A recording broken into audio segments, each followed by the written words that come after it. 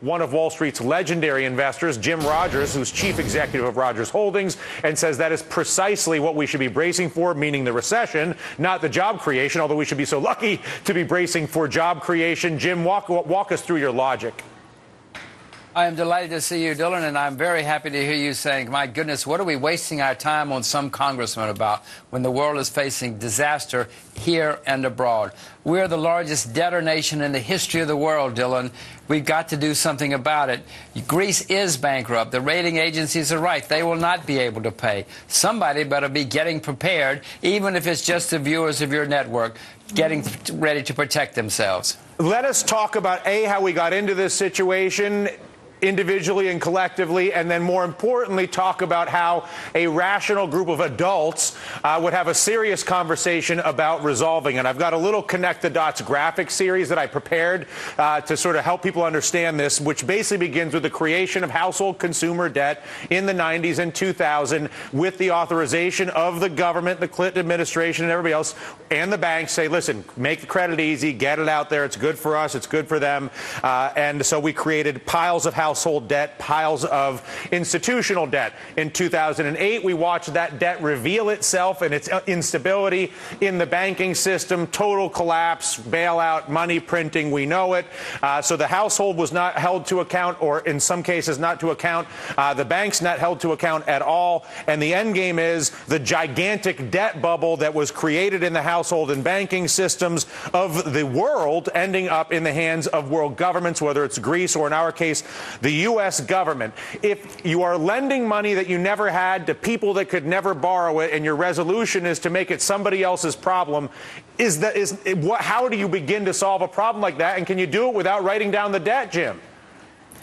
Dylan, it's astonishing to me that grown-ups can say, and in Washington they do say, the solution to too much debt and too much consumption is more debt and more consumption. No, that's not the solution to the problem. The solution to the problem is cutting spending and writing off the debt. When people are bankrupt, they're bankrupt, Dylan.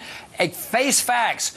Rewrite the debt. Start over again. It's painful. Of course it's painful. It's terribly painful. But pushing this out for another decade is going to be much, much worse painful. And when you look at history, Jim, and the amount of debt that was on the earth in the 1930s and the decision after World War II to restructure and write down debt globally, how important was that decision after World War II from the debt created in the 1930s to write down that debt? And could we have had the prosperity we had in the last century without doing that?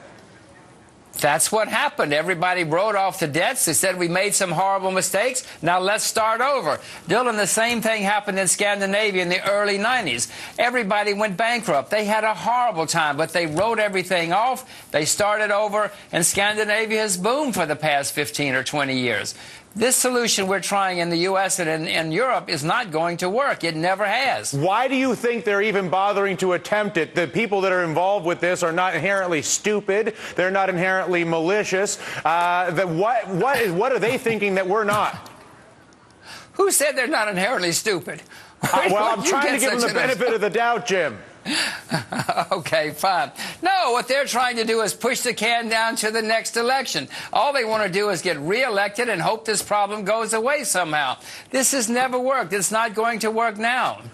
It seems that the biggest barrier to having a serious conversation among grown men and women about resolving a real problem, it sucks, it's terrible, it's awful, we've been here before, we'll be here again, is to have the conversation about writing down the debt and cutting down the spending. You and I both know that the political influence of the giant banks is massive and that they have a lot to lose if we were to restructure the debt. How big of a barrier are the big banks, Wells Fargo, JP Morgan, to having this write-down conversation? It's not just the big banks here, it's the big banks in Europe, too. When the banks get in trouble, they call up and say, save me, save me, save me, save me. I found it outrageous that American taxpayers who've saved their money, done nothing wrong for the past 20 years, suddenly are getting bills from Washington saying, you got to bail out some people who didn't pay their mortgages on time, who did the wrong thing. Likewise in Europe. If I were a German or a Dutch taxpayer, and all of a sudden I got a government bill from saying, you got to pay for some Greeks down on the beach drinking ouzo, I would be furious. This is bad economics. It's bad. Politicians don't care about morality, but it's horrible economics. Why should you and I and the people in America who've done things right suddenly pay for people who've done things wrong? And you know, Dylan, in America, all the people who've saved are really getting abused now because we're earning that much interest.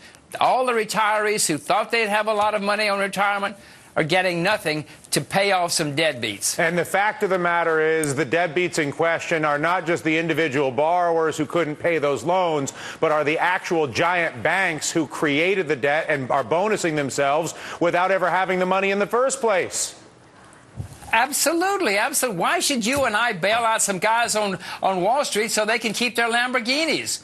Let them lose their Lamborghinis. It's not the first time people have gone bankrupt in history. The system will survive. We may hurt for a while, but let them lose their Lamborghinis. Yeah, listen, until we break the linkage between 40% of all political contributions coming from banks, that, I think, is really where we have to focus our attention, because it's hard to get a politician that'd do anything when they're getting 40% of their money from one group of folks. I got to get out of here, Jim. I really am grateful for the opportunity to have this conversation, incredibly grateful for the potency of your message and helping people understand the message that obviously I try to bring every day here. Thank you.